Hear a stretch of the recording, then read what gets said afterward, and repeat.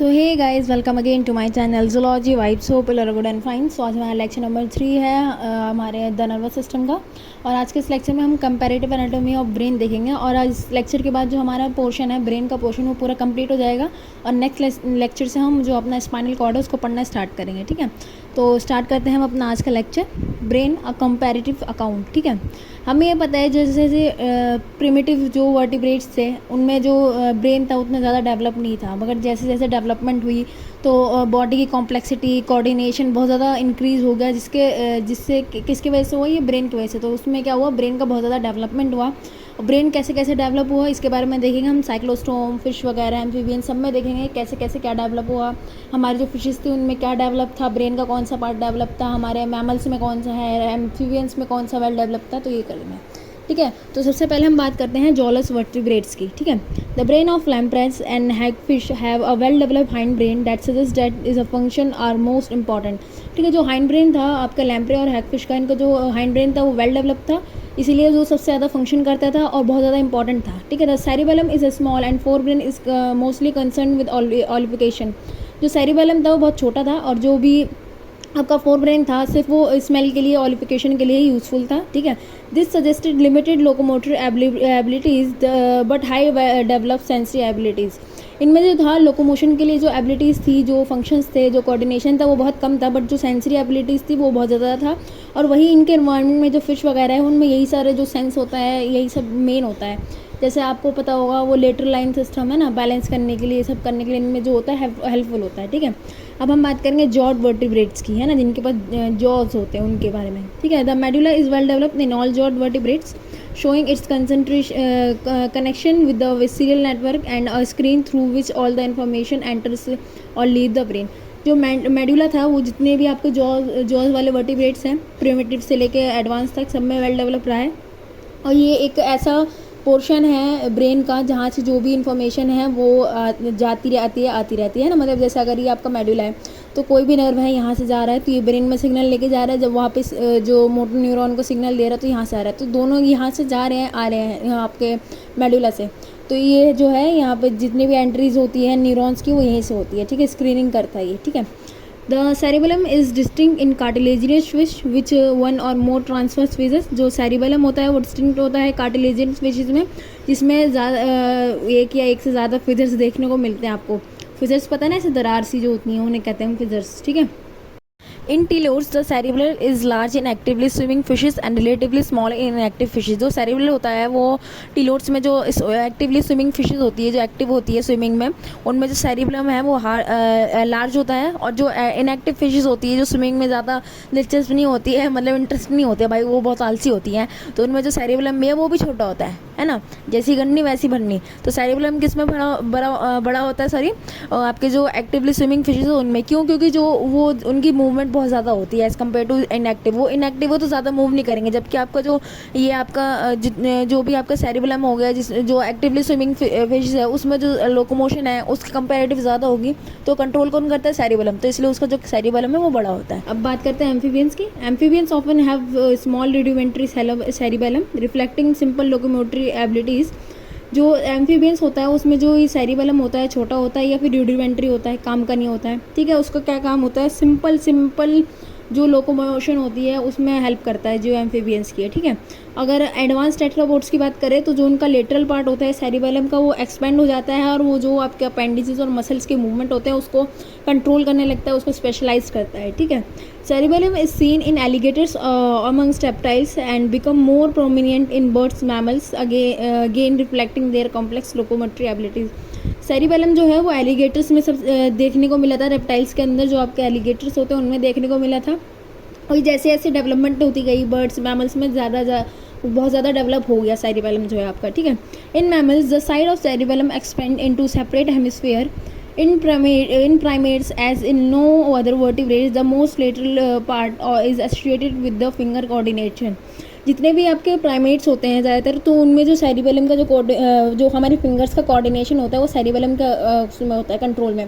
हम जैसे भी अपने फिंगर को कंट्रोल करते हैं, मूव करते हैं, वो कंट्रोल कहाँ से होता है, कंट्रोल का जो सिग्नल आता है वो कहाँ से आता है, आपके सेरिबेलम से आता है। और सेरिबेलम जो होता है, एक दो हेमिस्फीयर होते हैं, जैसे आपका सेरिबेलम होता है सिमिलरली उसे 2 हेमिस्फीयर होते हैं जो आपस में मर्ज होते हैं, ठीक है, अटैच होते हैं. The midbrain optic tectum is particularly is large in vertebrates that depends on the visual abilities, but in mammals it relatively small and visual function are taken over by cerebral hemisphere. जो mid brain होता है उसका जो optic tectum होता है वो जो primitive vertebrates थे उनमें जो होता है वो विजुअल एबिलिटीज़ में वो होता है, उसमें विजुअलाइजेशन में हेल्प करता है. बट जो मैमल्स हैं उनमें ये जो भी आपका विजुअल फंक्शन होता है वो आपका सेरेब्रल हेमिस्फीयर के पास होता है, और आपका जो ऑप्टिक टेक्टम है वो रूडिमेंट्री हो जाता है आपके मैमल्स में. अब जो हम बात करते हैं सेरिब्रम की. The cerebrum is relatively small in all fishes. जो सेरिब्रम होता है जितनी भी फिशेज होती है उसमें स्मॉल होता है, छोटा होता है. और जो ऑल्फैक्टरी बल्ब और एक थिन वॉल जो होती है वो पेलियम की वॉल होती है, वो प्रेजेंट होती है कार्टिलेजियन फिशेज में और बोने फिशेज में, ठीक है. जो सेरिब्रम होता है वो आपके फिशेज में ऑलिफिकेशन के लिए वो होता है, रिस्पॉन्सिबल होता है. जितने भी आपके स्मेल वगैरह की जो भी स्मेल वगैरह का जो भी इंफॉर्मेशन जाता है वो आपका सेरिब्रम में जाता है आपके फिशेज में.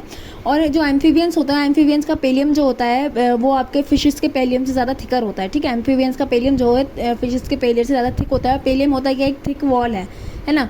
और जो आपके ऑप्टिक वेसिकल्स होते हैं उसके अराउंड ही जो होता है आसपास ही आपके एक थिक वॉल होता है जिसे हम पेलियम कहते हैं, ठीक है.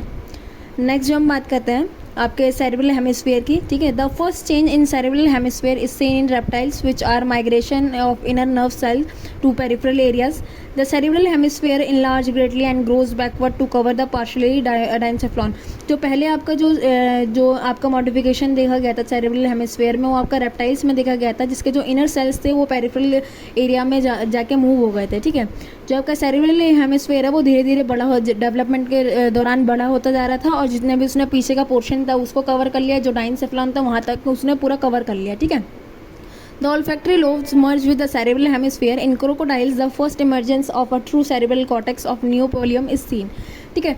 जो ऑल्फैक्टरी लोब्स थे जो आपके जो फिशेस वगैरह में अलग से थे, प्रेजेंट थे आपके सेरिब्रम में, यहाँ पे जो आके वो सेरिब्रम से मर्ज हो गए हैं, कोई अलग से आपको देखने को नहीं मिलता है, ठीक है. वो सेरिब्रम से ही आके मर्ज हो जाता है. और जितने भी क्रोकोडाइल्स वगैरह थे उसमें आपको सबसे पहले जो नियोपोलियम है जिसे हम सेरेब्रल कॉर्टेक्स कहते हैं उसका देखने को मिलता है. जो आपका नियोपोलियम है वो सबसे पहले आपको क्रोकोडाइल्स में देखने को मिला था, ठीक है. अब बर्ड्स की बात करते हैं. In birds the olfactory lobes are rudimentary. Neopallium however is absent in birds. ठीक है. जो बर्ड्स के ऑल्फैक्टरी लोब्स होते हैं वो रूडिमेंट्री होते हैं, किसी काम के नहीं होते हैं. और जो आपका नियोपोलियम होता है वो भी या तो रूडिमेंट्री होगा या एब्सेंट होता है, ठीक है. आपका जो पेपर में यहाँ से क्वेश्चन आ सकता है जो नियोपोलियम है किस में पाया जाता है, आपको ऑप्शन दे देगा बर्ड्स में, जैसा है ना, बर्ड्स में पाया जाता है, रेप्टाइल्स में पाया जाता है, किस में पाया जाता है. तो ये सब चीज़ों को आपको थोड़ा ध्यान में रखना है, ठीक है. Neopallium however is absent in birds. The cerebral hemisphere are large because the corpus striatum of the birds is unusually large. जो कॉर्पस स्ट्रेटम होता है वो बर्ड्स का वो बहुत ज़्यादा लार्ज होता है, इसलिए जो आपका सेरेब्रल हेमिस्फीयर है वो लार्ज होता है आपके बर्ड्स में. बर्ड्स में सेरेब्रल हेमिस्फीयर लार्ज क्यों होता है? कॉर्पस स्ट्रेटम की वजह से, ठीक है. और जो मैंने आपको जब वो पढ़ाया था आपको हाइंड ब्रेन फोर ब्रेन, उसमें मैंने आपको बताया था जो कॉर्पस स्ट्रेटम होता है क्या होता है ना. ये बर्ड्स वगैरह में कॉर्पस स्ट्रेटम होता है. और जो मैमल्स की बात करते हैं तो उसमें एक किस में डेवलप हो जाता है, एक थिक स्ट्रक्चर में, जिसे हम कॉर्पस कैलोसम कहते हैं, ठीक है. अब बात करते हैं मैमल्स की. In mammals particularly in human being the cerebral cortex is the most highly develop. जो सेरेब्रल कॉर्टेक्स होता है सबसे ज़्यादा डेवलप होता है, हाईली डेवलप होता है. The neopallium has taken over the greater part of the expanded and high convoluted surface of the hemisphere and because of this expansion the hemisphere tend to cover the other brain structure. जो neopallium है वो cover कर लिया जाता है आपका cerebral hemisphere के through, और जितने भी ज़्यादातर ब्रेन के जो स्ट्रक्चर होते हैं वो आपका सेरेब्रल हेमिस्फीयर जो है डेवलप होता है तो बड़ा हो जाता है. तो जितने भी एक्स्ट्रा ज़्यादातर स्ट्रक्चर होते हैं आपके ब्रेन के, एक्स्ट्रा तो नहीं, ज़्यादा स्ट्रक्चर जो होते हैं वो पूरा आपका जो सेरेब्रल हेमिस्फीयर है वो कवर कर लेता है. इसलिए आपको डाइनसेफ्लॉन का जो स्ट्रक्चर है थैलेमस वैलेमस नहीं दिखता है. जब तक आप उसको साइड से ओपन करके नहीं दिखेगा आपको थैलेमस नहीं दिखेगा, डाइनसेफ्लॉन नहीं दिखता है, ठीक है. Beginning with the marsupials, a broad white mass of corpus callosum appears in mammals between the two hemispheres. मैंने आपको बताया जो कॉर्पस स्ट्रेटम था वो डेवलप हो गया कॉर्पस कैलोसम में, और ये दोनों हेमिस्फीयर के बीच में प्रेजेंट रहता है, ठीक है. It consist of medullated fibres and connect the neopallial cortex to the of the two side. जो जितने दोनों सेरेब्रल हेमिस्फीयर होते हैं, दो सेरेब्रल हेमिस्फीयर जॉइन होते हैं ना आपस में, तो किसके थ्रू जॉइंट हुए होते हैं? आपके कॉर्पस कैलोसम के थ्रू वो जॉइंट हुए होता है.